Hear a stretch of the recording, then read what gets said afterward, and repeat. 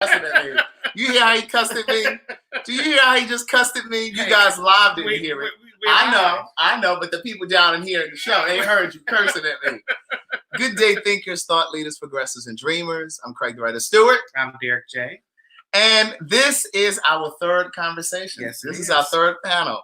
And Derek remembered that May is Mental Health Awareness Month, which I'm glad he did. Mm-hmm. So we slipped in this conversation. Now, typically, we would not have been on tonight because we're every second Wednesday. Yes. Now, we will be on next week because, again, tonight we added this show on. Because we felt it was quite important to talk about mental health and bringing awareness to it, because I think in the Black community and in the gay community, it's something that we don't really talk about, and it's just a conversation that we need to have. So we wanted to put this conversation together and make this happen.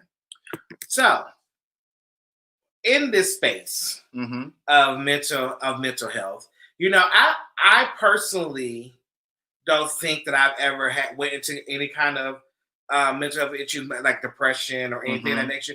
But as I got older, I started to realize about being in a functioning depression. Okay. So I mean, so it's like, you really don't think that you're really in one, and you think that you're okay, but really you are. And so I don't know if I've ever been in that space. Well, I have. And when we were talking about putting this panel together, I shared with Derek, and I actually write about it in my first book. I was in a deep depression, but I wasn't medicated, there's nothing wrong with that if you need medication.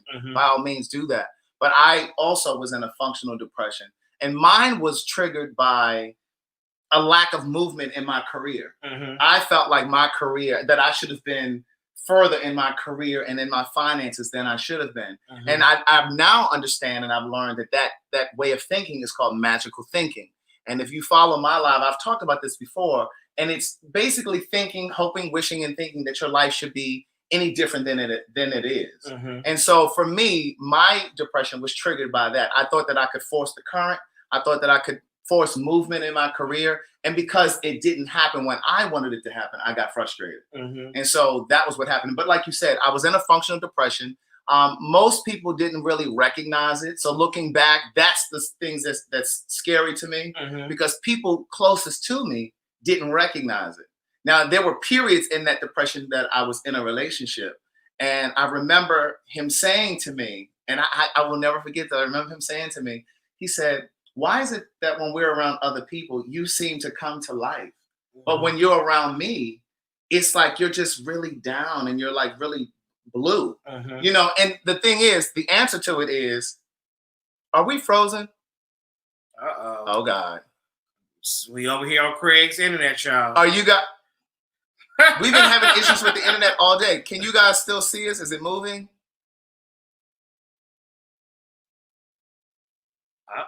Can you guys still see us? Check the, oh my God.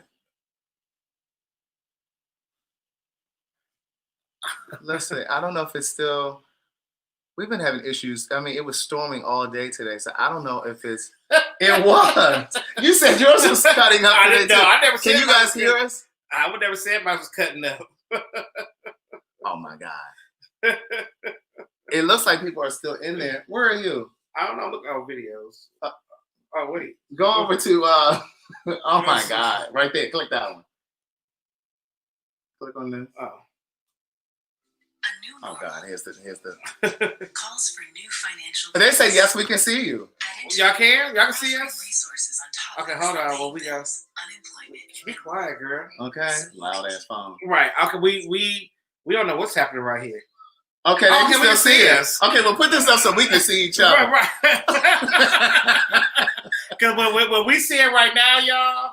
Oh my God, it's a mess. It's a mess. I don't even know what I was saying at that point, but I remember him saying that you seem to come to life when you're around other people, and around me, you're blue. But I understand now that because he was the closest person to me, we lived together, so I wasn't able to mask it. I was able to mask it for the times that I was around friends and we were out because they didn't see me all the time.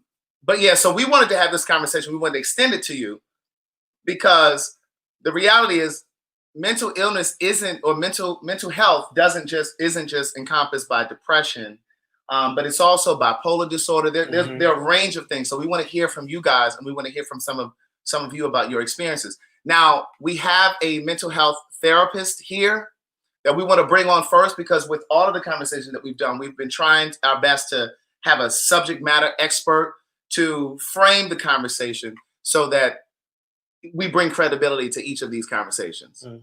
All right. This is stressing me. This is really stressing me. So let me see if I.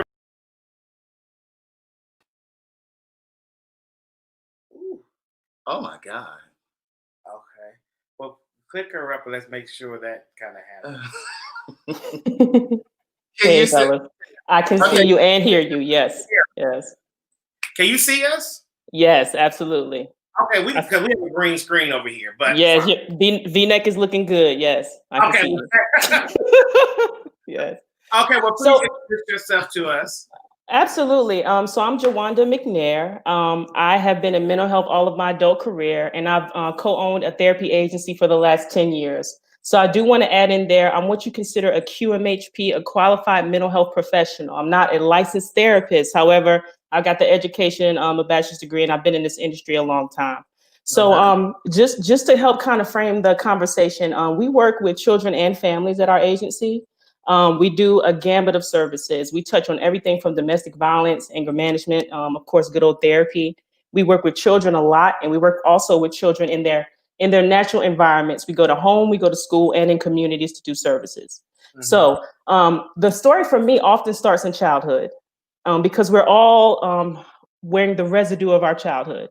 And it's really important that our childhood, that we're able to get the things that we need. So with kids are at the mercy of their circumstance, whatever their parents' social coping skills were, whatever those patterns and behaviors were that they're displayed for us, those are the things that we picked up. So the way that we communicate, the way that we cope, all of those things are patterns, they're repetitions. Even mental illness is a pattern of behavior. It's a pattern of behavior that makes you unsuccessful, that makes you unhappy. So with children, it usually starts in childhood. We look at trauma. Those are things that we need to acknowledge. And I'm gonna touch on what you mentioned, Craig, in a second, because I suffer from a little bit of that as a type A, that situational, magical thinking stuff. Yeah. But with children, we want to look at trauma. Have you been abused? Have you been neglected? Were you nurtured? Were you cared for? Did you witness violence, domestic violence, community violence? Were you poor? Were you impoverished and had a lack of resources or medical care? We type of things and how they ultimately affect you as you begin to grow. So we realize that kids that don't get what they need, they often blossom and grow. And those type of disorders, the things like bipolar and depression, again, continue to manifest. So we usually start off with kids. We think about, what if we were all able to get what we needed in our childhood to be stable. So life events, again, impact us, divorce, all those things. Some people have a predisposition, so we need to keep that in mind. There is heredity. Some people, it does run in families, mental illness. There is something to that. About 1 in 5 people are mentally ill. So it is very likely in any given household that you're going to be living with someone or engaging with someone that has mental illness. A lot of us may pick up on these things in relationships, and you alluded to that, Craig. When you're around someone long enough, you get to know their patterns. You get to know their ebbs and flows, their ups and downs. And what you want to see is a balance. And when there's any extreme to that, you think about bipolar and manic depression. When people are manic, when they're spending a lot, when they're making poor choices, when they're drinking too much, when they're being promiscuous, versus when they're depressed, they can't get out of the bed, they can't go to work, they can't focus. We want to make sure, again, that there's a balance. So we look at those patterns of behaviors and we try to begin there and address those. So for me, it all starts in childhood, and then we start to create treatment plans for people. We need to be very purposeful. Again, we talk a lot in our culture about sticks and stones don't hurt us, words don't hurt us, and they do. Most of us, we don't need to be perfect, but again, we need to be purposeful, and we need to be conscious and aware, thoughtful of our words with children. But then again, like I said, as you continue to grow, that trauma, that dysfunction can continue to manifest in your life, and you just get in a cycle and a pattern of behaviors and activities that don't mean you well. And Um, I just wanted to ask, do you have any experience working with LGBTQ children or LGBT yes, people? yes, we actually transgendered youth, gender confusion, things of that nature. Absolutely, we work with those kids as well. We try to help them to basically find their authentic self, to feel comfortable with themselves and to find their niche in the world. But that's a whole nother topic right there with being gay, lesbian, or transgendered, and the rest of the alphabet. Being Black and gay specifically, because that's my experience, was not something that was accepted. I was raised in New Jersey, but I was raised in a Southern Baptist household. And again, those two things did not mix. They were not okay. And so it wasn't supported. And so that's where I can tie in even some of the issues that I faced, with having anxiety and having depression. When you have a soil that is not conducive or supportive of you, then again, that can cause you to get into patterns of behavior and thinking, suicide, and all those things of that nature.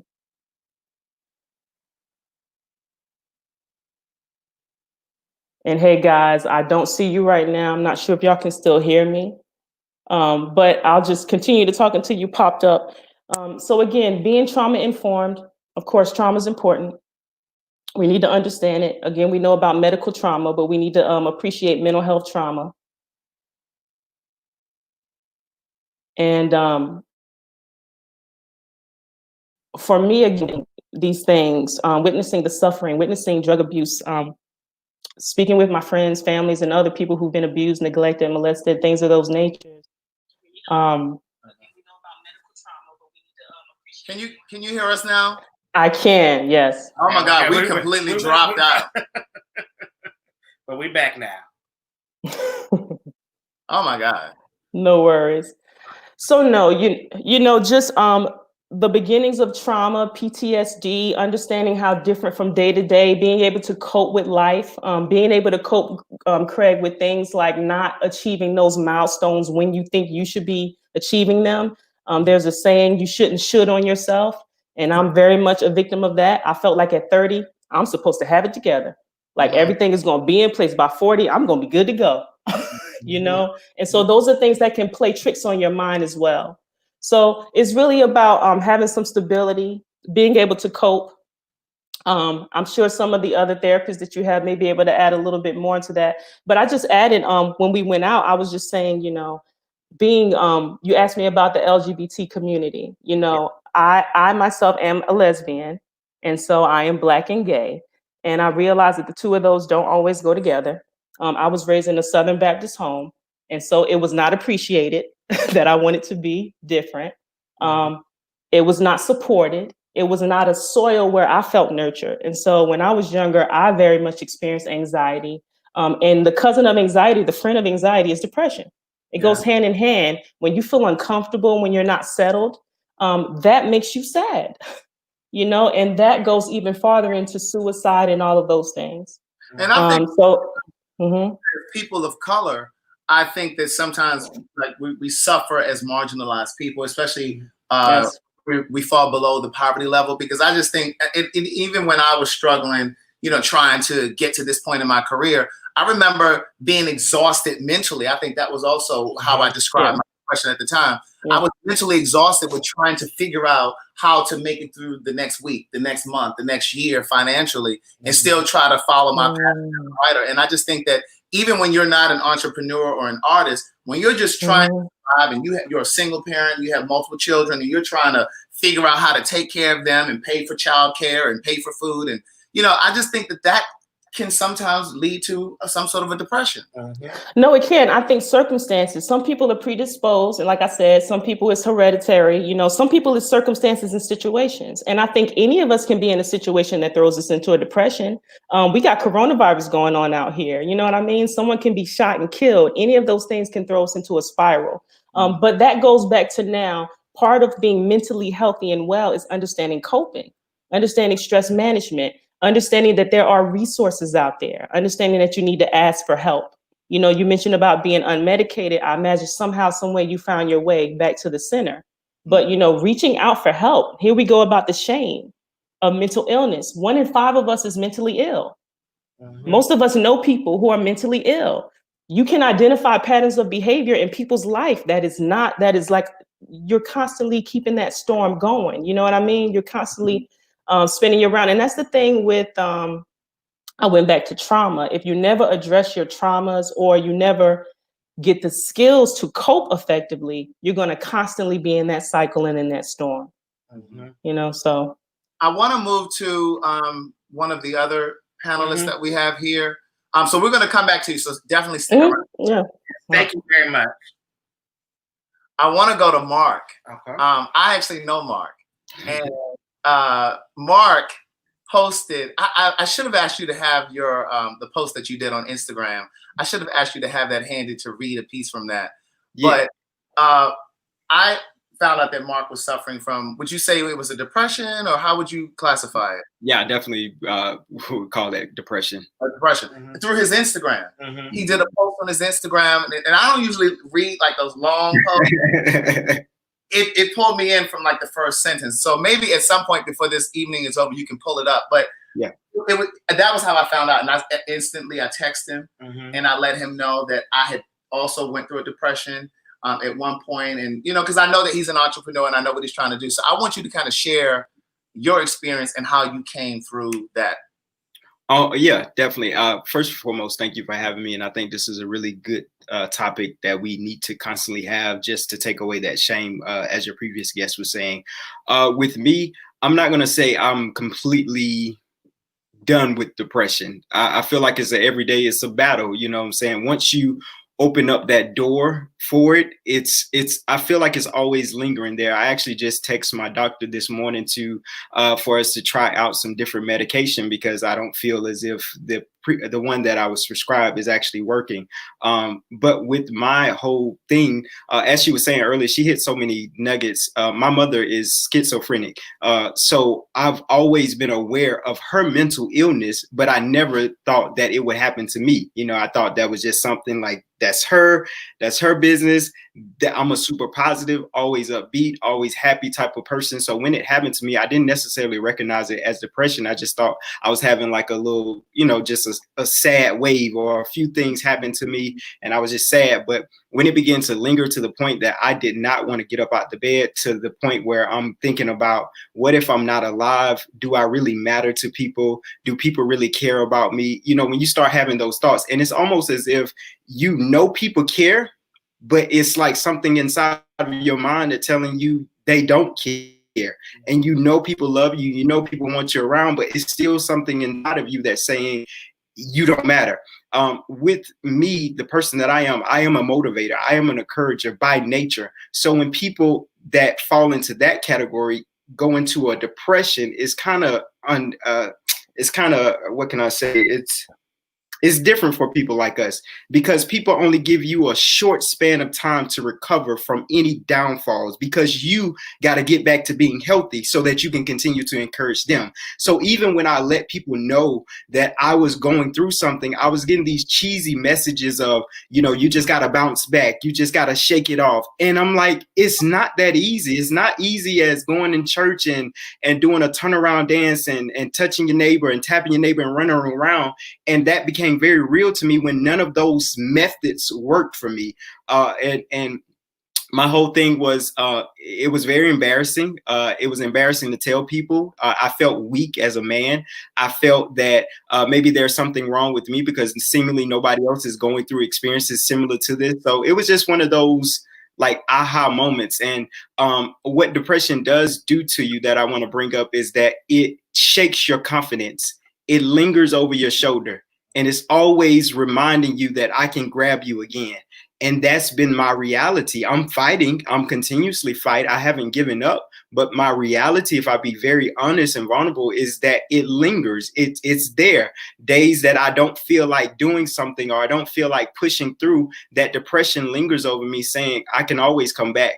Like it's just one of those things for me. I think for African Americans, we should definitely have therapists. I have a therapist. I think we should, if medication is needed, I think we should definitely seek that out. And another thing I'll add is that when I went to do research on medication, I found probably 2 people that had like YouTubes about antidepressant.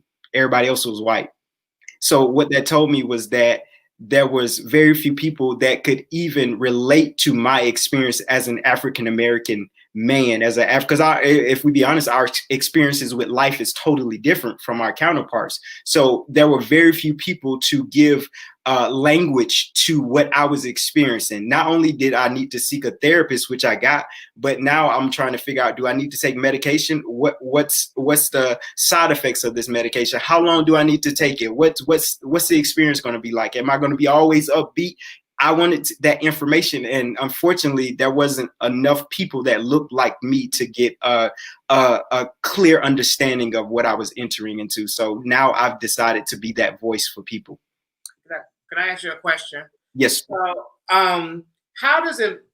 Because, like for me, like the household I was raised up in, my mother she's a police officer. She works really hard.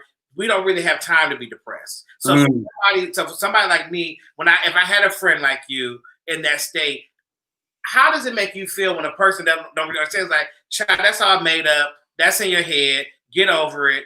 Because to me, I don't understand what that feels like. I don't understand what that is, because I've always been taught that you work through it, whatever you're going through. And just to add to that, before you jump into that, Mark, that's the mindset that a lot of Black people have. Yeah.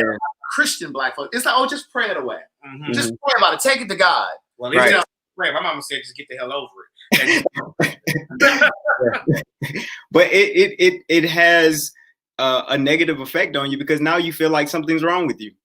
You feel like out of the entire population of people, you're the only one experiencing this type of trauma. And it makes you feel like you're the weak one. I think because we don't have these conversations, and also because we don't have the language to depression, there's plenty of African Americans that are experiencing depression, but are calling it something else. I'm just tired. I'm just having a rough day. But you don't realize that there's been a series of these events, and now your lifestyle has changed. We don't identify with those things because of what you just said. Like, we all, in our minds, that can't happen to us. That's for other folks. That's for white folks. That's for the crazy folks. That's for them that's lazy. And even how I grew up, people that wanted to sleep all day, you're lazy. You're not depressed, you're lazy. You need to get a job. You especially for, I know Greg can probably relate to this, is that especially for entrepreneurs, when people can't see what you're building all the time and you have this passion, now people are telling you just go get a job. That's the problem. You need some money. Go get a job. So it's just one of those tough spaces to be in, of trying to fulfill purpose and then fight against internal and external demons. Well, I want to say thank you very much for your insight. Mark, we're going to drop you back down because we have one of our special guests just popped into the room that I want to have a quick conversation with. Okay. Thank you, guys. All right. Stay around, though. Okay. So I want to bring up Shanti Dawes, who has an organization called Silence to Shame, that tackles and deals with mental health and mental health awareness. And, I really want to bring her on because I think that we don't really know that we have resources. And like Mark was saying, is that he didn't see a Black person speaking about it. Right. So, and to your point, and I was going to say that Taraji P Henson has a foundation, and part of the reason her father suffered from it, and then part of the reason that she wanted to start this foundation is because when she was trying to have conversations with her son and her own issues, there weren't therapists that looked like us. So let's pop up Shanti. Hey, hi. Shanti.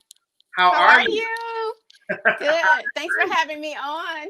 No, thank you. No, thank you for being here. So we had a couple of people that kind of popped up before we came on to kind of talk about their experience with mental health and dealing with depression and those things. But I want to really talk to you because you have an organization that is centered around this. Yes. So I have, well, first of all, thank you again for having me on. The name of the organization is Silence to Shame Incorporated.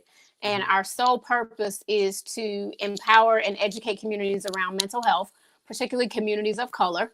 I heard the last gentleman talk about, how we don't talk about it in our families. My dad, Derek, took his own life when I was 7 months old. My best friend took her own life in 2014, and we have had several family members that have suffered from either schizophrenia or bipolar disorder. And, for a long time, we didn't talk about it.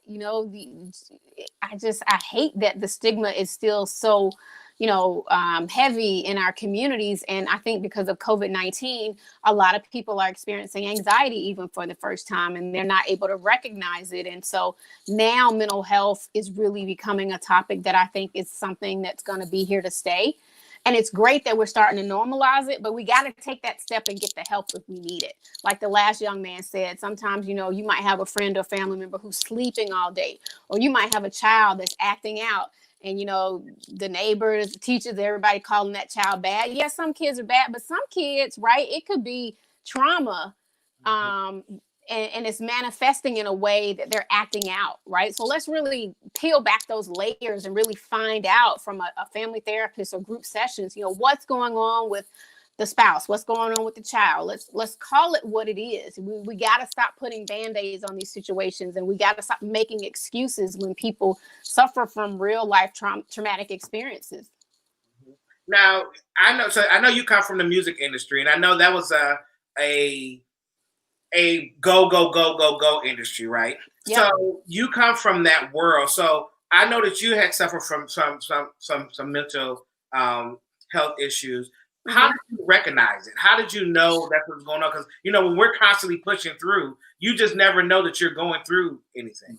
Exactly. I was #team no sleep like everybody else, and living out of a suitcase, going from nightclub to party to dinner, back to the office. And I was just on this vicious cycle, if you will. I think the first time I recognized my own anxiety and depression was in 2001. I had just moved to New York City after LaFace Records was sold. And I was in more of a corporate environment, and it was a bit of a toxic environment for me. And, my boss at the time was always yelling. He was very condescending. I wasn't eating. My face was breaking out.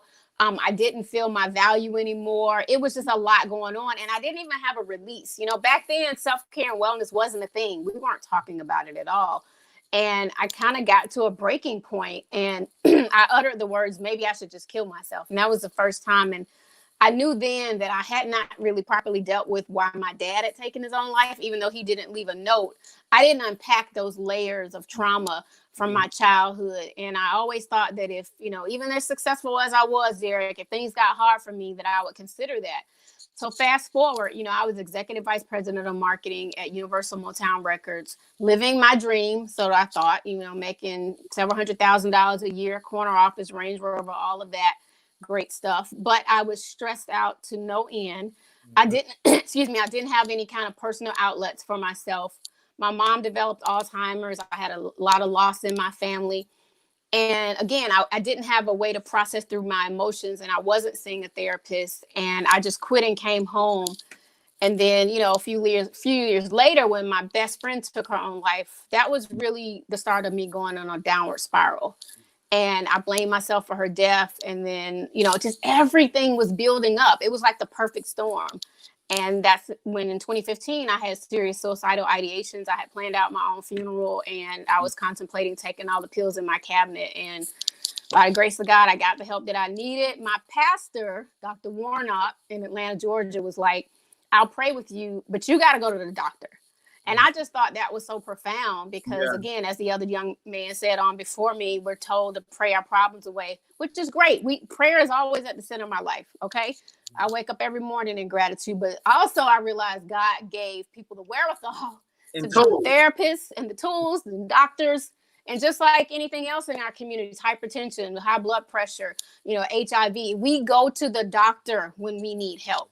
Why is it that when something is wrong with our mind, that we have an issue with it? Our brain is our largest organ in our body. And if you can't handle the words mental health, if that gives you the heebie-jeebies, then say brain wealth, brain health, whatever. Come up with your own term but we got to take care of our minds. We got to protect our minds, because if we don't protect our minds, we can't be productive and we can't lead the lives that we want to lead. Now, how can we? So, what services does your organization offer, and how can they get part? How can they be a part of this? So we do a lot of community conversations, which is just a fancier title for panel discussions. We do them around trauma, around PTSD, around just a plethora of other things within the community. So you can sign up on our website to volunteer. You can reach out to us and ask us what community conversation or town hall that you would like for us to discuss. And we have a lot of clinicians that we work with throughout the country. We also do mental health first aid training, which is a free class. It's an 8-hour course where you learn all about the different mental illnesses, how to de-escalate a crisis. It's almost like taking a CPR course. And now with COVID-19, we're about to start offering those courses virtually, which is really great. Another thing that we did, we just recently raised some money in the month of May. So we're about to provide some free initial therapy sessions for nurses, just to kind of thank them, because it's a lot that they have to unpack with dealing with COVID-19. So about to start offering some free therapy sessions through a particular private practice here in Atlanta, Georgia. We do self-care Saturdays, which are 1-hour wellness activities, anything from hip hop yoga to Zumba to fitness exercises. So we do those on our IG Live. Prior to that, prior to COVID, we were doing them in person. So we're doing that. We do teen mental health summits, because we got to teach our babies and we got to get them to talk about their feelings. So we put together teen mental health summits and breakout sessions for the kids. And you guys can reach us at silencetoshame.com. We also have a podcast. We've interviewed over, a ton of people. We have over 30 episodes up on iTunes, Google Play, and SoundCloud. We interview celebrities, influencers, and clinicians. It's a really good one on there called Brothers Get Your Mind Right. And I would definitely encourage you to go check that one out, because oftentimes especially our Black men, we're taught that therapy is, might show a sign of weakness, or, men can't cry. And, I want to just erase all of those myths and let people know, like, it is okay to process through your emotions and your feelings. The worst thing you can do is keep those feelings bogged down inside. So you got to prioritize your relationships. So check out our podcast. And then I also do an IG Live called Yeah Wellness, where I interview celebrities. I've talked to everybody from Candy Burris to, Common, Swiss Beats, Tisha Campbell. And everybody's talking about, their own experience or their family members' experience with mental health. So hopefully these conversations are here to stay. Derek, I would love to, what I wanted to do prior to COVID was to do some mental health first aid trainings for hairstylists, right? Because you guys are almost therapists. Mm-hmm. And so I would love to talk to you about partnering and doing some work with a lot of the beauticians and barbers, and really trying to educate the community so that whether, once we do get past this, then we can safely start going back into the salons full speed ahead, that you guys are equipped to be able to provide information to your community. Yeah, there was something that you said, Shanti, that I have in my notes here, because I wanted to mention this. You mentioned PTSD. Mm-hmm. I personally, as a Black gay man, have felt and believed for years that there's a PTSD that can happen, doesn't always happen, with being Black and gay and coming out of the closet. Oh, sure. That stress is predicated by, it depends on how your family receives you or not. Mm-hmm. And I think that sometimes complicates things, because there's a collective trauma, that trauma of being Black in this country and then being gay. Absolutely. And it's interesting because last year we received a $50,000 grant from the AIDS Healthcare Foundation. Mm-hmm. And we did community conversations in about 5 cities across the nation around the double stigma of HIV and depression in the Black community. Mm-hmm. And I would love to even do something with you guys about it. I hate the fact that when certain people feel like, okay, this is my moment to be who I am, right? And to live in my moment of truth, that family members and friends are going to outcast you for something that they're uncomfortable about, right? Mm-hmm. That absolutely can lead to trauma. You know how many men and women have been living a lie, quote unquote, because they can't live their truth because they're embarrassed or ashamed or afraid?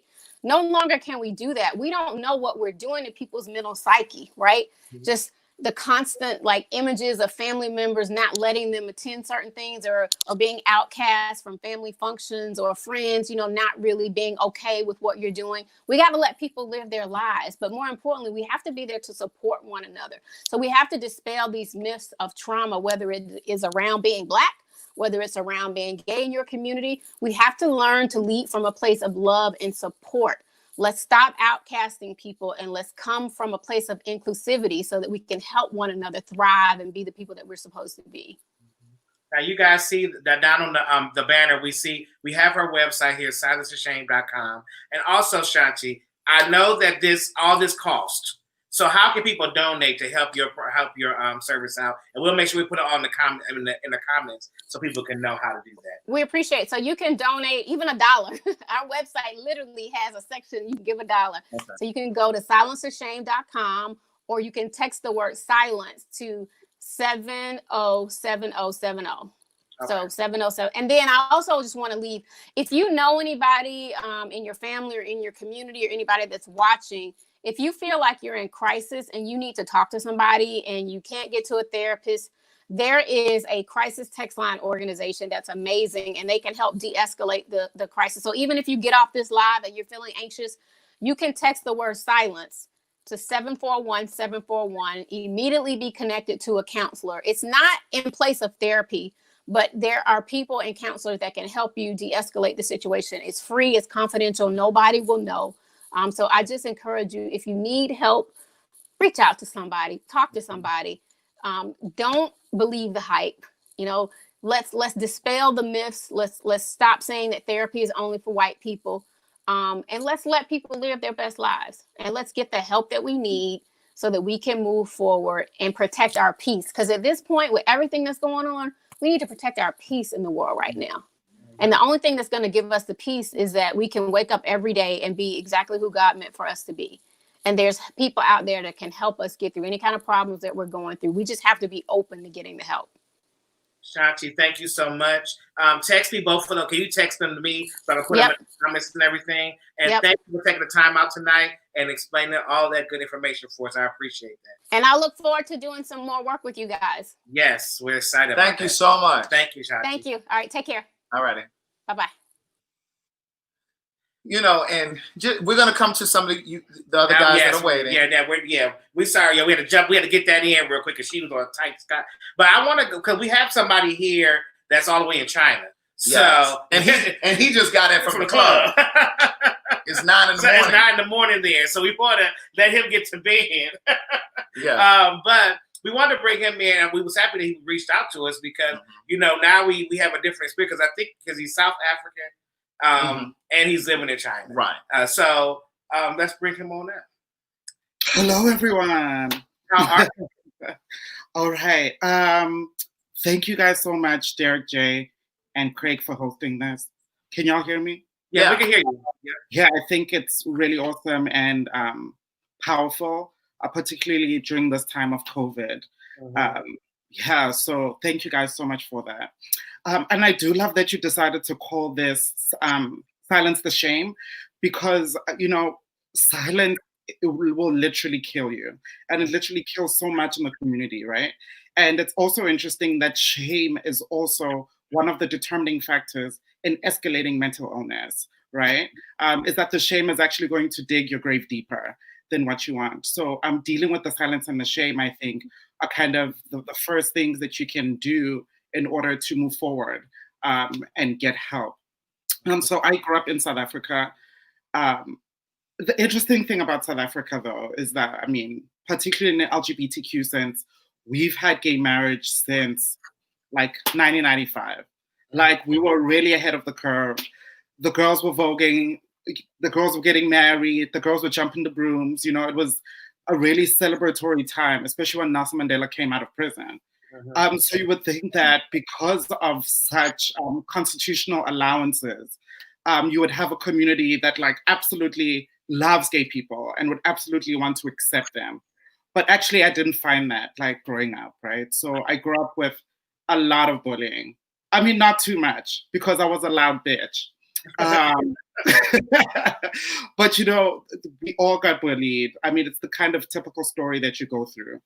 And I love what you had to say, Craig, about the magical thinking, about feeling like maybe you can somehow obfuscate the discrimination that you're experiencing in, you know, by thinking of yourself as doing more. And so what I did in school was I was just like, I'm just going to focus on school and I'm going to try and do well and F everybody, right? But that kind of magical thinking that pushed me was also dangerous because it started to build walls between me and people, because I was always on the receiving end of a lot of remarks and a lot of stuff like that. I mean, it eventually went to America to go study in the States, and I feel like that's where I experienced anxiety in a very physical way that I'd never experienced before. And I mean, it was crazy. Like there was one day I was sitting, and university was a time when I was truly out. My pink feathers were all the way out, but I had not like spoken to my family about it. Not really, right? And I remember one day I felt like my heart stopped, like literally stopped. And I was rushed to the emergency. And the diagnosis was you were going through like a psychotic break. It had nothing to do with your heart, but your nerves were so tense that you were going through like some sort of panic attack, right? And it's so interesting that, especially I find in the Black community, it takes us the most extreme thing that could ever happen to you for you to seek help. And I think this is clear also between the Black American and African families. There's something about our bodies, right, that we cherish after legacies of colonialism, slavery. There are ways that we kind of don't want to give ourselves up to be healed in certain ways with our bodies. But yeah, I mean, it almost killed me. I'm fine now, but it's kind of always going to peek its head, and you always kind of have to check it. And you can put in strategies in place. I like what the therapist had to say about creating good habits for yourself, and also recognizing and being honest with yourself about when you're losing control, right? And you kind of ringing the alarm first. Now, did you seek any help to help you work through this? Oh, absolutely, yeah. Like I did therapy when I was in the States, and then it kind of like now I'm good, and I know what strategies to do when I'm experiencing a lot of anxiety. But this brings another problem.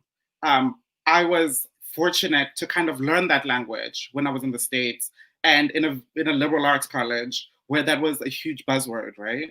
And so what do international communities do who might not have those languages and that vocabulary to deal with it, right?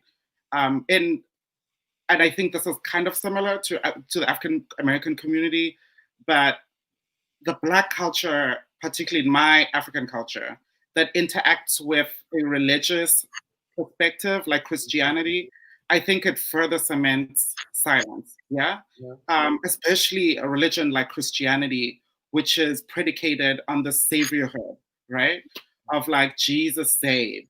And if Jesus woke up from the dead and you just feel a little nervous, like what's wrong with you, right? Like that idea. And so there's the Black culture that interacts with religion. But I think also there's this idea of pride as well that a lot of African cultures have. We're like proudful people. And I think a lot of the silence also comes from there. There's a pride of history of having been colonized and then no longer being colonized. But there's also like just an internal psychic pride that Africans have that kind of may create more silence in them.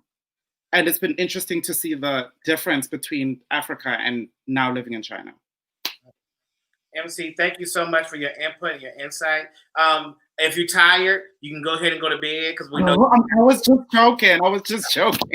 Oh, okay. We're going to drop you back down, okay? All right. And we're going to bring our next guest up. Which my eyes is bad. You want to do Shakira? Shakira. Okay, so Hey, Shakira, how are you? Hi guys, I'm fine. Thank you for having me. How are you? I'm fine, thank you. So Oh, talk let me get. about your experience with mental health. Okay, let me get straight. So, as I was listening to the therapist and the young man that spoke, something that stood out to me is my depression stems from trauma that stemmed in my childhood that I never dealt with. Mhm. And I'm sorry, I'm trying to be centered. Okay, You good, I was trying to figure out. I've been through so many things. I wanted to address, I guess, tonight, where my depression. Oh, bless you. Thank you. It's Where not my where my depression started. So, I was born and raised in Baltimore, Maryland, and my grandparents raised me. My mother had me when she was 14, and she was she wanted to party, so she left the baby with her parents to raise, and they raised me in a I had a Christian upbringing. My grandparents were very much involved in my life.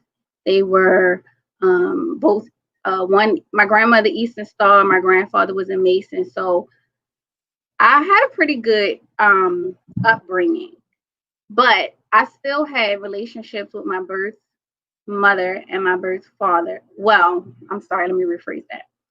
The man that's listed on my birth certificate as my father, I still had a relationship with them. So I would see them. And when I was about 16, he molested me.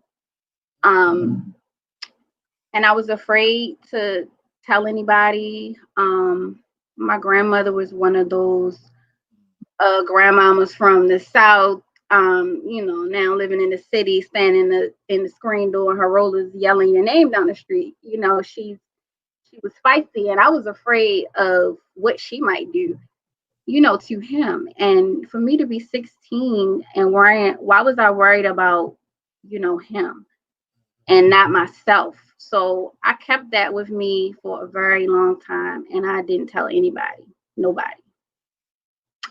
I'm 40 years old now, and I'm just starting to. I actually had a breakthrough a couple years ago. So it's basically messed up every relationship that I've had in my life, romantically, as a mom, as a friend, anything, because I adapt a coping mechanism where I would shut people out. So whenever something, and I don't even know sometimes what it is exactly that triggers me, when I'm dealing with certain people, a lot of times if they trigger something, I guess that happened to me around that trauma, that makes me push them away. And I really push away, like cut you off. I'm not talking to you, but we were talking, for weeks. But it's because something was triggered in me, and because I hadn't healed and dealt with my trauma, I wonder, who was I even really? I feel like I was floating above a cloud through my life, just watching everything happen, and was taking care of everybody else but myself. So I had a breakthrough moment. Let's fast forward to about 3 years ago, and I was to the point where my depression had gotten so bad, and it was never treated. I forgot to mention that it was never treated. I never went to therapy. I never took medications, anything. I just suppressed this this terrible thing that happened to me, and then just to have to try to deal with that on your own, it's crazy. But it has ruined, all my relationships, and people don't understand sometimes, and they think it's them. It's always, well, what can I do to help, or how can I make it better, or why don't you want to talk to me, or why don't you want to spend time with me? And sometimes when a person is going through something and they tell you, that they need space, or maybe they need just some time to themselves, it's not always about something negative. Depression is a real thing. And one day I got to the point where I was in the room, just me and the four walls, and I fell to my knees crying. And I said, I'm tired. I'm tired. I'm 38 years old. I'm tired. Tired of being depressed. I'm tired of letting this negative energy that this man is not even worth, he's ruined my life. And I had to take responsibility for myself and my feelings and understanding it wasn't my fault. Now, for me, I did go to therapy. Didn't quite work for me.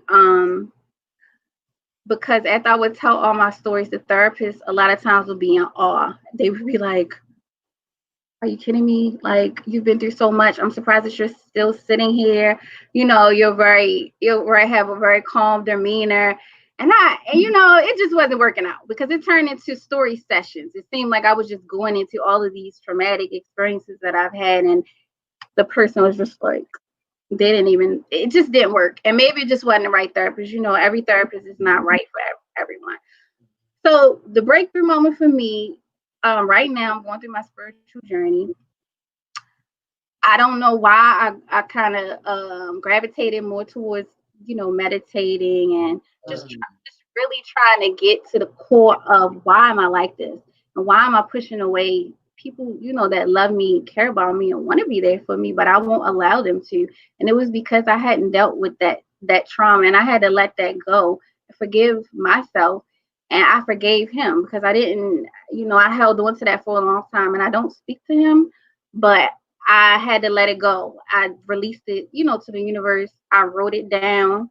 That day, me to four walls, I'm on my knees crying. I said, I'm done. I don't want to deal with this anymore. I want to let it go. I forgive him. I hope he finds peace with himself. And I said a lot of other things, and I really meant it. And I took the paper, I wiped my tears, I tore it up, I put it in a dish, and I burned it. And I walked outside that day. It was a beautiful day. I'll never forget. And I tossed it. I tossed it over the grass. And as I walked away, I said, I'm done with it. I'm letting it go. And ever since that day, I'm still struggling, but meditating and just working on my inner self and figuring out who I really am has helped me. And the past year, I did decide to take antidepressant, which I was against for a long time just because of my, I was just uneducated about it, because like we said, we don't talk about it. And when you're younger, I feel like our Black family is what happens in my house stays in my house, and things like that kind of makes you back in when I was 16, it deters you from opening up sometimes. And so that's just a little bit. No, thank you so much for sharing your story and your experience and how you worked through it. It was hard. Taking a different path to work. It was very hard.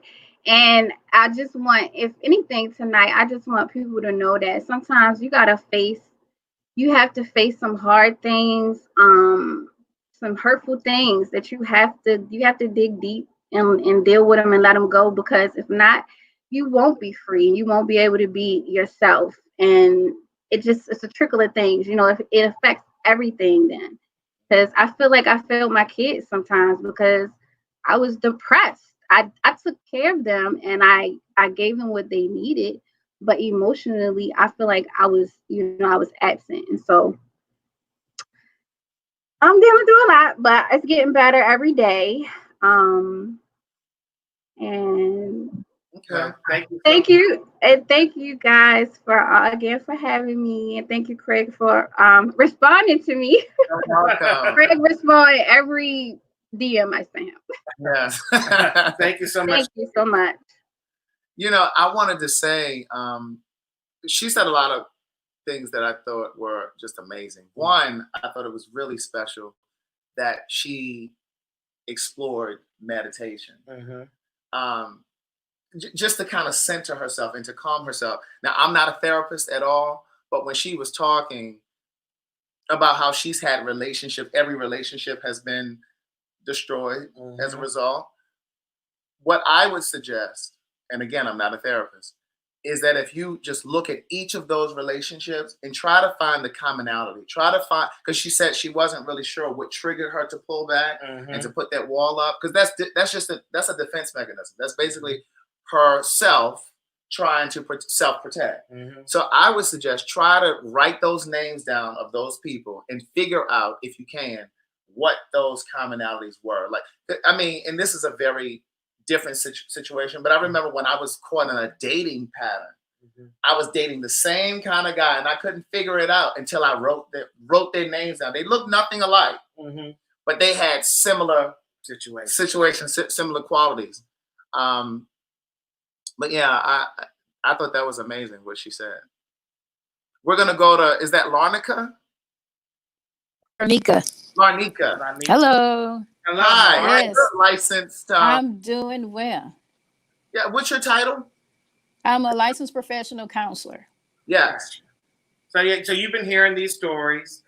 You've been hearing people their experience and what they've been going through. What could you add to this conversation to kind of help people be able to, realize that they are going through something and that they need to kind of seek some help? Basically, if you can observe a difference within yourselves, a shift, what is going on? Am I my regular self? What's the difference? What's different with me? My particular experience, I noticed something was going on with me. I've been diagnosed with generalized anxiety disorder. When I developed a phobia, I didn't know what anxiety was. I wasn't a therapist yet. I was in school to be a therapist, and I was dealing with a lot of stress at church, stress at home, relationship stress, and trying to deal with being my authentic self, where I noticed I was having stomach issues. And I thought, well, maybe I'm having reflux. Maybe I had my gallbladder taken out a couple years prior to that. Maybe that's what's going on. And I went to my doctor, like, okay, give me some Nexium or something, because I don't know what this is. And she told me, oh, you're stressed. I'm like, I'm stressed. Okay. So then I noticed that I'm not eating, I'm not socializing much anymore. And I come to the realization, okay, something is wrong. And as a counseling student, I was able to talk with my professor, and she was like, okay, sounds like anxiety. You need to see a therapist. And I'm like, as a therapist, how can I see a therapist? And so she said, that's what we do. It is helpful. If you have experienced some things in your life, it helps you to better help your clients. So if you recognize something is different, family members may tell you, hey, something going on with you. Those are some signs. If you're not sleeping, you're not eating, you're eating more. COVID has done a thing, to everybody. Seek help. We try to look at WebMD, and we try to look at all these other things to self-diagnose, but it wouldn't hurt to talk to someone. Talk to your primary care physician first. Hopefully they will refer you to therapy or even to a psychiatrist. People are afraid to talk to psychiatrists. A psychiatrist does not mean you are at your ultimate point where you're psychotic. That is a specialist. The same way, if I have heart problems, I'll talk to a cardiologist. If I'm having some mental health issue, if I know that I just don't feel right, my body, my thoughts, I'm just not being myself, they can do an evaluation on you to determine what's going on, if it's something that'll require medication, is it circumstantial, but also seek a talk therapist as well. And part of the reason that I wanted to have you on was because when I got your email and you said that you're a licensed professional counselor, I said, this is, and you wrote about your actual experiences. I thought that was so profound because oftentimes we don't think about healers needing help. Oh, yeah. You know what I'm saying? And so I just thought it was important to have you on here, not just as an SME, a subject matter expert, but as somebody who could really speak to it, from a professional standpoint and from a personal. Definitely. With COVID, I recognized here lately that I was dealing with depression. I'm a licensed professional counselor, and I'm a behavioral mental health counselor at a public school. So I work in education, and I have a private practice. And we've moved to the virtual education, virtual counseling in the school setting. And I was irritated. I just wanted to lay down all the time. I found myself consuming alcohol a little bit more than what I would normally do for me, and I had to take a step back. I'm like, okay, Larnica, something's going on. My sister even commented, okay, what's going on with you? My mood changed. I was able to observe my mood changing. And I had to gather myself, calm myself down. I do have a therapist. So I was able to consult my therapist and talk with her about some things. And those are things I know coping techniques. I know what you need to do, but sometimes it helps to hear it from somebody else, from a colleague, from another professional, when you're going through some things, to tell you as the helper, it's okay to take some time for yourself. I really promote and advocate for self-care. I had to take some time. I had to take some time to myself to reflect, to rejuvenate, because how can I help other people if I'm just drained and burned out? So yeah, I thought as a therapist, oh Lord, who's going to want to see me if I'm having my own issues? But I'm human. We all are. We have different issues that occur in life, and it's okay. No, I would say, Nanika, thank you so much. We're gonna bring you back up for your final thoughts. Okay. All right. Thank you so much, darling. Thank you. And she brought up a really good point too. Oh, actually, I think I was reading in the comments. Where's her? Oh, here she is. Somebody said in the comments about those out-of-pocket fees are very expensive.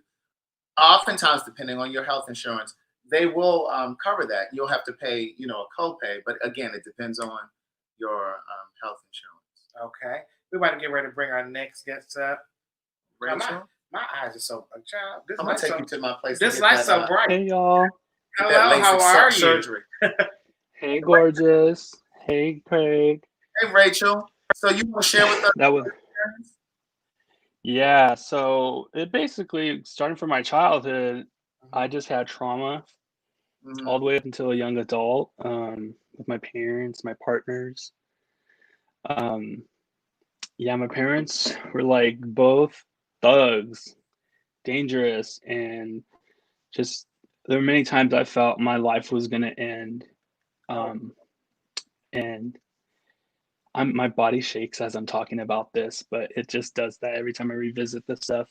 And like one of them said earlier, pay attention to your body. It really does let you know, like if you're feeling, anxious or whatnot. But yeah, I just had negative behavior because of it. Like I felt like I was turning into my parents, and that scared me. So yeah, I just sought like biblical help at first. But still, like I just couldn't hold a job. Like even as of now, I don't really have a job actually. I do little things that I can to make my money here and there, but and I dropped out of college. I know that's, I was suicidal. I isolated myself from everybody. I got married. I even isolated myself from my wife, and I left her because she was just like getting to the point where she was just the last person, and it was just falling apart. I was just really coming to a really dark place in my life. And yeah, I'm homosexual. I've been homosexual. I just thought, I'm gonna go the biblical route. Maybe that'll work. But I met my wife at church, and actually, she was just my best friend. We fell in love. Long story short, and I still love her because she's just been with me to this day, just helping me through this journey. And it was when we separated when I was really just like, she said, we just need to see a doctor, because no offense, the prayer's not working, and I was really just going through like mountainous swings of depression. I mean, that's the best way I can describe it. So when I went to the doctor, they diagnosed me. They did my intake. They interviewed me, asked a bunch of questions. They wanted to find out what was wrong. So I could just, again, my entire body was just shaking in that first instant. It was hard to revisit all those things. I know a lot of people don't want to seek the help and talk about it because they just don't want to revisit this stuff. But, you really do have to go to that dark place sometimes to come into a place of light. And for me, it happened almost instantly because like they set me up with treatment. I went to CBT, cognitive behavioral therapy, which is like group therapy. They gave me a therapist, and they even gave me a psychiatrist so I can take meds because I was having I had insomnia. I couldn't sleep. So they gave me meds for that, for depression. Um, and the doctors were really good, actually. They work with you. Like my doctor, I was really hesitant with meds at first. I was scared. I had a brother who took Ritalin, and he developed tics. I was just afraid of medicine, but the doctors were very understanding. They they want you to be comfortable taking the meds, and it took me about 2 months to be comfortable to take meds. I finally did it though. They were helping, and I would check in with my doctor, and they would ask me, any side effects. And so they're really there to just make sure that these meds don't do you any harm. Mhm. And I mean, that should eliminate a lot of people's fears when it comes to that. But then, yeah, I did my group therapy was really cool. It really helped me just identify a bunch of negative thinking and how it kind of leads to negative behavior. I believe I was in like group therapy for 3 months, and they mentioned to me, because I had PTSD, they mentioned that, if you with PTSD, you still have to work with your trauma. The group, it will only kind of help the surface of things. So, unfortunately with that, you still have to work with it. And like, I've accepted the fact that I may never be cured of it. That was hard to come to terms with. But even now, I feel like with the tools that I have, like I'm still just thriving, even though like occasionally I have an episode. And so just like you just get taught how to look at good news in your personal life and around the world. They taught me how to just do that on a weekly basis, because we just get so much, like if you watch television, you watch the news, a lot of it is negative stuff. So all that's coming in, like I had to learn how to take in good news, positive news, Mhm.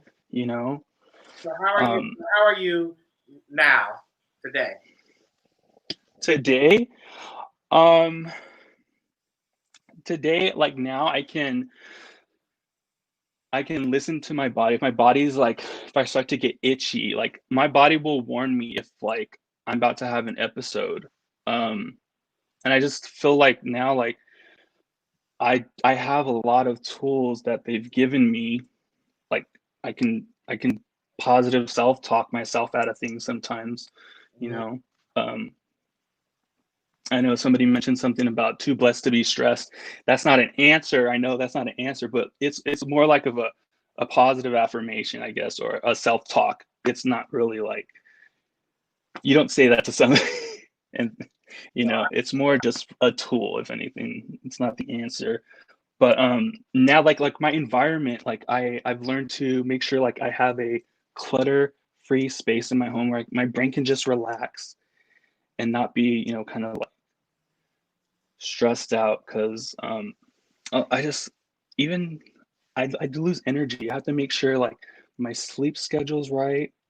I have to make sure that I'm eating right, exercising, like all these things that I've learned. Like I have a mantra, and that really helps me actually. Um, it's a Bible verse, Philippians 4:8. Whatever is good, pure, focus on these things. So like that's kind of like my mantra now. If I'm dealing with something difficult, I try to just think of the good news, the positive, what's true, what isn't, and a lot of times in my anxiety, I've created stuff in my head that's not really there. Mhm. They're like called cognitive distortions. And I've like my biggest one I do is mind reading. I think I know what people are thinking, like Craig, that look on Craig's face, he's reading me to filth right now, but he really ain't. Or maybe he is, I don't know. But I'm mind reading. So that's like I've learned to identify it. Mhm. Normally I'd be like, I'm like that Craig, that look on his face. No. Like, but no, I'm not. I've learned to kind of just take control of every thought that just kind of tries to become distorted. So yeah, I mean, like now it's great. I just finished my first year of college. Praise God, like I could not have done that. I mean, I was a dropout, and I did it with flying colors. I just finished my first year. I'm going to continue to go on, and I haven't been to my therapist. She kind of just said, "Well, you're good, bro. Like, just call me if you need me." So it's been 4 years that I've been on this journey of seeing a therapist, seeing a psychiatrist. Um, and it's not over. Like, there will be a time I still get triggered, and I mess up, but my therapist is there. Well, the best thing about it is that you do recognize that and you understand that those are things you still need to work on. And I want to tell you, thank you so much for coming on here and sharing your story with us. We're going to bring you back up for some final thoughts, okay? Okay. Thank you. Thank you. Thanks for having me. I saw in the comments a lot of people were saying about watching the news and triggering depression. I would offer that oftentimes it's important to pull yourself off of social media, whether it's Facebook, Instagram, because you can push yourself into a depression because you're busy comparing yourself to other people. You're comparing because it's an illusion. A lot of times people are creating these stories about themselves on social media, and then you're thinking that you're further behind them than you actually are. And, for your own mental wellness. And, for me, I try to follow as less people as I have to. I try to keep my... You barely want to follow me on Instagram. I barely want to follow Craig. So, I try to keep it a clean... What's your number? 150. I'm over it right now. I am over it by 5 people. He doesn't want to follow more than 150 people on Instagram. Because I need people. I need people to... make me feel good. Pour into me. And if you're not pouring into me, and then plus I follow Craig on Facebook too and on Instagram. I can't follow you on everything now, Craig. Jesus. And on Twitter. But let's go to our last participant of the panel. Hello. How do you say your name? Is it Jermaine? Jermaine. Okay. Yes. How are you tonight? I'm doing great. Thank you so much for having me. No, thank you for being here. Yes, thank you for being patient with us also. Thank you. So talk to us about your experience with mental health. Okay, so I was diagnosed with bipolar depression. And like pretty much everybody on the panel, it was a traumatic experience that happened in my life that took a toll on me, which my mother died when I was 18. She actually passed away in my arms. And that was something that I struggled with for years. I tried to mask it by being the life of the party. But that comes with some of the symptoms of being bipolar depressed, hopelessness, reckless behavior. I went through a lot of that. But then I took a look back on my journey throughout my life, and I realized it started at a younger age. I came out when I was 15 years old. And I think the reason for me coming out at that young age was because I was depressed. I was tired of crying myself to sleep at night, what my family would say if they found out. It was a lot of different things. I did notice after my mother passed, it got really bad, to the point where it actually started to affect my work, my social life. I withdrew from family and friends. I didn't want to do any type of activities. I had like low energy, low motivation.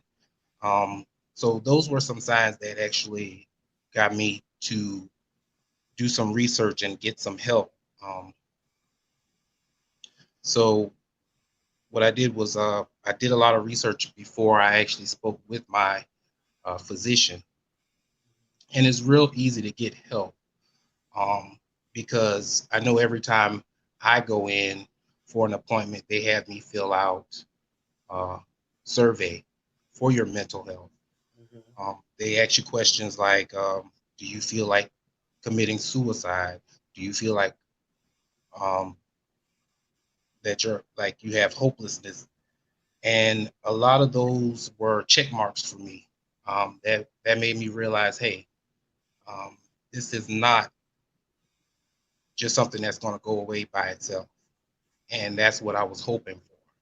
I was scared. I didn't want to go get treatment. You hear a lot of things about receiving the treatment that it will do more harm than good. And in some cases it will.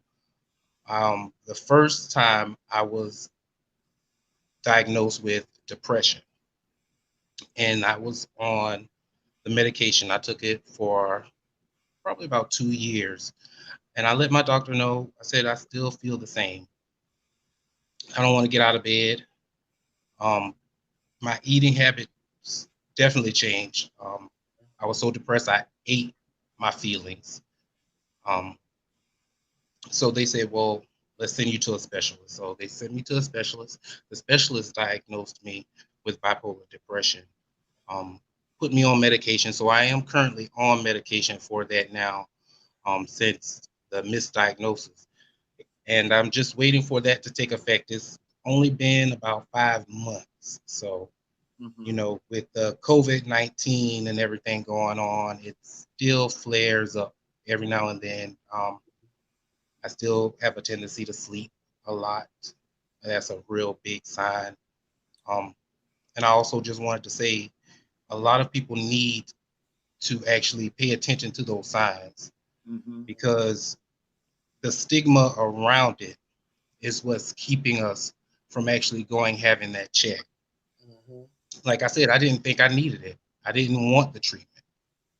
You know, I really wasn't gonna share a whole lot because I really wanted it to be open for you guys. But one of the symptoms of my functional depression was anonymous sex. And I talk about that in Words Never Spoken, the first book. And for me, once I got to the root of why I was doing it, I was able to stop doing it. I was able to suppress it. And so what triggered me to want to say that was because you were saying that you were eating. And so I wish, as we're wrapping up, I want to kind of go around again in your closing statements and kind of share with us if there were symptoms of your depression, because again, or whatever your mental health issue was. For me, it was like I was in such a low place. And this was before Jacked and any of the mobile apps. This is when you were home on your computer. I would oftentimes confine myself, and I'm not going to overshare because again, I've already written and you can read it in the book, but I would confine myself to home. Like friends would say, well, hey, let's meet for drinks or let's go grab a bite to eat. And I would a lot of times say no, because I wanted to be home at the computer, because there was something about that validation that came through those messages from perfect strangers. It kind of lifted me. It lifted my spirit for a moment. It pacified me. And so I would stay home. I sequestered myself. And there were times that I would wake up and I'd be at the computer all day. And by the time I look outside, the sun was going down. And I had been at the computer all day. I didn't always hook up, but I was on that. I was addicted to the computer. I was addicted to the messages. The feedback, right. Now, how old were you when you realized that you needed to get some help? I was 30 going on 31. Okay. Like I said, it was up and down. I would go to work. I would just cry for no reason. I'm very thankful for my GMs and my managers because they saw the signs and they actually pushed me to get help. Because I would just cry for no reason at work. They were like, why are you crying? And I couldn't tell them why I was crying because I didn't know. That's a scary feeling. Okay. So we're gonna drop you back down. We're gonna get your final thoughts, okay? Thank you. No problem. Thank you. And so we're gonna leave our two mental health professionals for last. Right. And we'll do our round. And see this question here for the mental health professionals that are here. Please take a look at that question right there, because I really want you guys to kind of answer that, since you guys are the subject matter experts here. And it's a great question. How do we not confuse being an introvert versus being depressed? So we're gonna come around. We're gonna come around to everyone to get your last thoughts. We're gonna start with you, MC. So, MC, if you could leave everybody with something, what would you want to leave them with from this conversation? I mean, what I would leave them with is, y'all, we're all going through it. Coronavirus has really brought us through this very intense time for us. We also see the killing of Black bodies right now that's happening in the States. And so we're really under a lot of pressure, but I think the only thing I could say is try and stay positive, try and notice your habits, and try your best to reach out. And that's really the best thing that you could do. And it's knowing that deep inside you have strength. However, you should also try and get a diagnosis in order to make sure that you're okay. But thank you so much for the great conversation, and thank you. I love you all. Thank you so much for being a part of it. Thank you, MC. Thank you so much. Thanks, Greg. All right, be safe. Bye. Okay, Rachel. So there's this analogy I wanted to share with you guys, and it's like, I call it the pillow analogy, but basically, like, if you don't seek treatment and you don't know if you're dealing with any mental illness, you could be fit, you could have it all together, whatever. I mean, just imagine putting a stack of heavy books on a pillow. You know, over time, that pillow is going to stay flat. Now, if you deal with that issue and you take those stack of heavy weights off that pillow right away, okay, the pillow's going to kind of come back to its shape, right? But if you leave that stuff on that pillow for a long period of time and you never deal with it, when you eventually deal with it and you take that weight off, that pillow's going to it's going to be hard to get back to where it was. You know, it's going to take time. So I encourage people to deal, you know, if you even think for a second, maybe you're dealing with something, seek a professional. And just one more thing too, I think it's important. Women have a chemical in their brain where they actually take on more depression than men, more anxiety. So women, that's also something to think about, you know. It's so important to just take care of your mental health. And I would just urge you, don't be ashamed, don't be afraid. You may have to go into a very difficult start of it when you know, talk to somebody about it, but I'm telling you, come out of that side better and just more aware of yourself. And yeah. Thank you so much for your insight. Of course. Thank you for having me. Okay, Mark. Yo, what's up? I wrote down something. This is what I said. Sometimes, like, people sometimes are on the fence with therapists, and the reason I would advocate to get a therapist is because you're paying someone not to flip the conversation on you. Friends are great to talk to, but you know, you talk to your friends sometimes, and before you know it, the conversation is about them. It's about what they're experiencing. Oh, child, if I was you, I would have did. And now the conversation has went away from your pain, from your anxiety, from your depression, from your moment, and now it's theirs. Now they mean well, but they're not there to just be your all in all. So you're paying a therapist to not flip the conversation on you and to keep it directly on your problems, your situation, so that you can talk it through and get out whatever you need to get out. So that's why I advocate for people to get therapists. And plus, you know, sometimes you can weigh down your friends. You know, they say, call me whenever you need me. I'm always there. And that's true to an extent.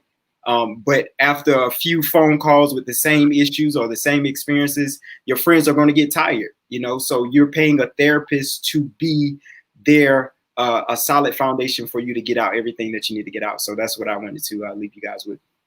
All right. Thank you so much. I appreciate you participating. No problem. All right. Shakira, we're coming back to you, darling. And what would be your last thoughts to leave people with? I think from listening to you know, everyone that was on the panel tonight, I would just like to tell whoever's listening or whoever it's for. I like this quote by Jim Carrey that says, he says, the word depressed, use it as deep rest, because I do feel like everything that I went through was meant to happen to me, so that I could be in front of you guys today. You know, and I have a lot more to share, but to share my experiences and share the stories that I've been through, so that maybe I can help just one person not get to 40 before you really realize and hone in on who you really are. Right. So I just encourage anyone dealing with anything to reach out to whoever you can. Sometimes it's not. Sometimes you don't always have someone that you feel like you can talk to, and people don't feel comfortable sometimes talking to a stranger. So it's a lot that goes into seeking help for treatment. But if you put yourself first and know that you come before anything, and if you have to protect your energy by any means, please do so, because this pandemic has showed us a lot, and it's brought a lot of us together. So I think that this is our time to wake up and be who we were meant to be authentically, and not apologize for it. Because I've never experienced anything like this pandemic. So probably the next one, we won't be here. So we need to take advantage of our lives now. Thank you, Shakira. I appreciate you. Thank you. Oh, I don't know if I can. I'm not gonna, if I can do this. But it was a couple comments of people wanting to know how to get in contact with me. Oh yeah. You can type it in. You can type it in the. Do you see the chat? You see the chat on the side? Yeah. Okay, just type it over there in the chat so they'll see it, so they'll get it. Oh, okay. I didn't know if I could comment or not. All right, thank you. All right, Thank you for having me. Bye-bye. Of course. We'll go to him. Yeah. Okay. Jermaine? Yes, sir. Okay. And your final thoughts? My final thoughts are, if you have any family members, friends, anyone out there that you see the signs that are going through depression, I urge them to speak with them, try to get them help.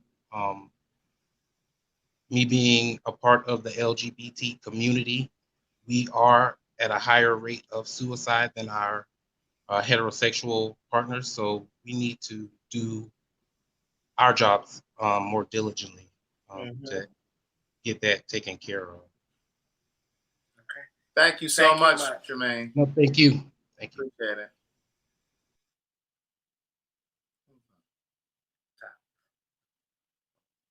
Did we freeze again? Did we freeze? Oh no. Oh, no. Okay. Okay. There we go. So then scroll on up. Is this one? Yeah. Okay.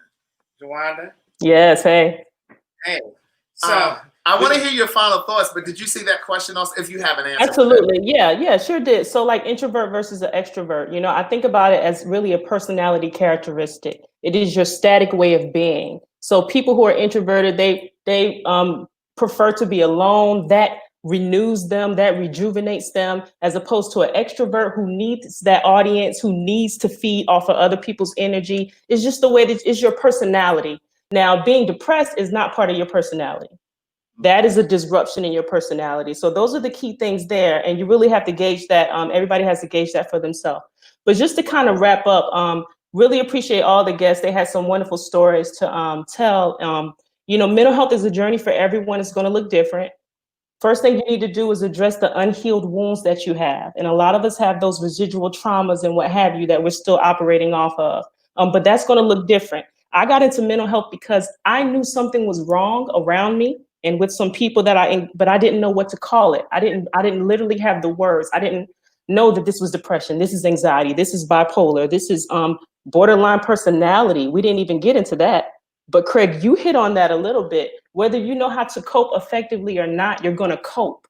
Whether it's drugs, sex, food, or meditation, mindfulness, and all of those things, you're going to figure out some kind of way. So what we need to understand is it's okay to be present.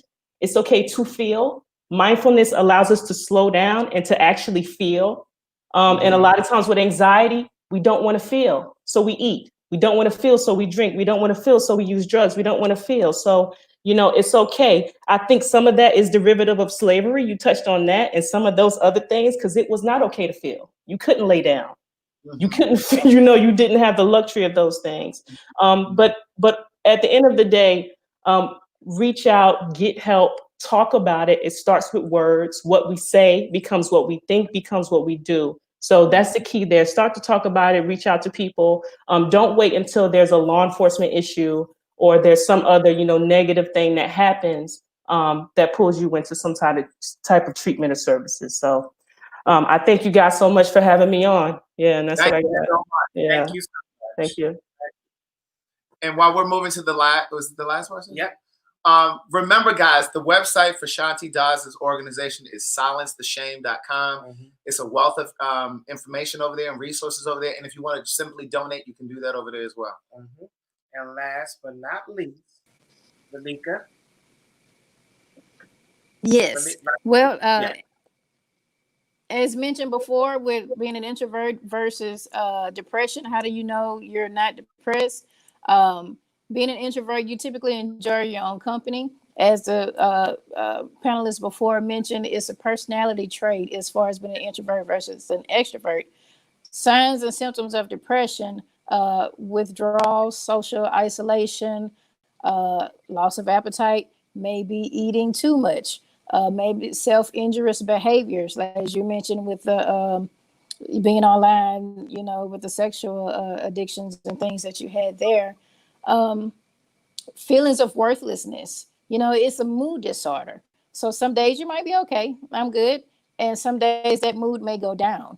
You may have periods of time where you're in that lower mood, but it's good to have these conversations. It's good to ask questions. Many of us have social media platforms. If you have a question or concern about mental health disorders versus is this just me, what's going on, look us all up. You can check me out, Lornika Lavlas, LPC, PLLC on Instagram, Facebook, www.lavlaslpc.com. But more conversations are needed. I really, really appreciate that. Get help. We have to help ourselves. No one else is going to help us. No one else is going to say, hey, you little people of color, y'all got some stuff going on. Go and get some help. We have to reach out and help our community. Yes, we do. Thank you so much, Monica. Thank you. Thank you. So much. Oh my God. This was an informative conversation today. I learned a lot. I did too. And like I said, I appreciate everyone that was here to be able to share their stories with us. And thank you. Because it took a lot to be vulnerable and to be able to speak your truth. And thank you for our professionals to be able to have the information there to share with us. And please use this information that you've learned. Don't just absorb it, but then also share it. Share it with your friends, your family, your network. Share it on your social media. It's the reason that we did this conversation. It's not just for those of you that viewed us live. We want this to be an ongoing conversation, and that's why we're doing all of these.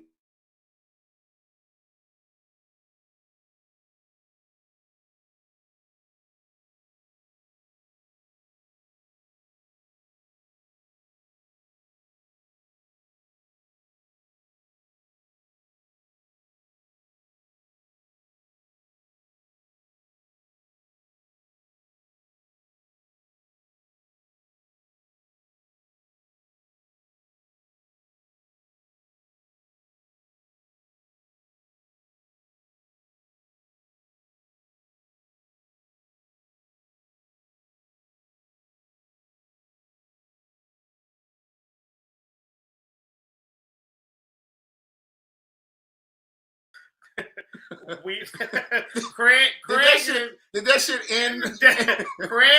Craig's stuff is horrible. Look.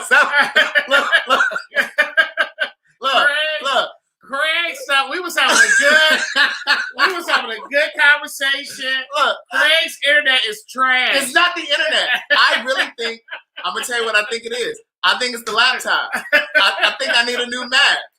So listen. So before we get out of here, make sure y'all look at silencetheshame.com. We put all the information in both of our comments. Donate, like you said, $1 could go a long way. So just donate $1. And thank you to all our panelists. Thank you for everybody that was here watching with us. And if you want to support the kid and get in a brand new Mac, go ahead and hit that cash app. Cash app here, please. I'm looking for a new computer tomorrow. But anyway, thank you for being here. Next Wednesday, remember, we're going to be here next Wednesday at 9 p.m. We wouldn't typically be here next week because we're here tonight. But, I mean, we wouldn't have typically have been here tonight, but we wanted to add this. But next Wednesday, we're going to have a conversation with the trans community. Yes. So if you are a trans male or female, email us at glmconvo@gmail.com. Now, we really would like for you to email us. Tell us why you want to be a part of this conversation. There's the email address right there. Trans men and trans women. We're going to have the conversation together.